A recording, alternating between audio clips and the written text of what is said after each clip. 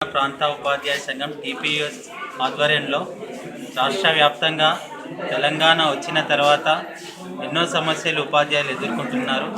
ఇవన్నీ పరిష్కారం దిశగా అవుతాయని మేము అనుకున్నాము. కానీ తెలంగాణ వచ్చిన తర్వాత మా ఉపాధ్యాయ ఎమ్మెల్సీలు ఉన్నప్పటికీ కూడా ఎన్నో సమస్యలు అపరిష్కృతంగా ఉన్నాయి. ఇవన్నిటిని పరిష్కరించాలని చెప్పి గత 2 సంవత్సరాలుగా ఎన్నోసార్లు విన్నవించిన రాష్ట్ర ప్రభుత్వం ఉపాధ్యాయులని ఏమాత్రం కూడా పట్టించుకోవడం లేదు. ముఖ్యంగా పండిత్ పీఈటీ పోస్టులో గత అనేక సంవత్సరాలుగా పెండింగ్లో ఉన్నది. పండిత్ పీఈటీ పోస్టులను అప్డేట్ చేయాలి. 10వ పిఆర్సీ బకాయిలను వెంటనే రిలీజ్ చేయాలి. తర్వాత ప్రతి డిఎస్సి ప్రతి పాఠశాలలో ఉపాధ్యాయుల కొరత చాలా ఉంది. డిఎస్సిని వెంటనే నిర్వహించాలి, ఉపాధ్యాయులని నియమించాలని చెప్పి రాష్ట్ర ప్రభుత్వాన్ని కోరుతున్నాము.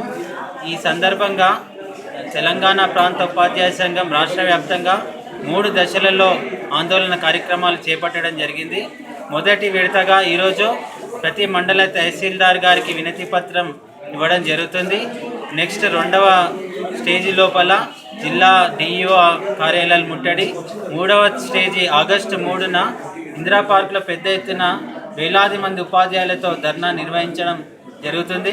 కాబట్టి రాష్ట్ర ప్రభుత్వం వెంటనే స్పందించి పెండింగ్లో ఉన్నటువంటి ఉపాధ్యాయ సమస్యలని వెంటనే పరిష్కారం చేయాలని చెప్పి తెలంగాణ ప్రాంత ఉపాధ్యాయ సంఘం టీపీఎస్ ద్వారా మేము రాష్ట్ర ప్రభుత్వాన్ని కోరుతున్నాం.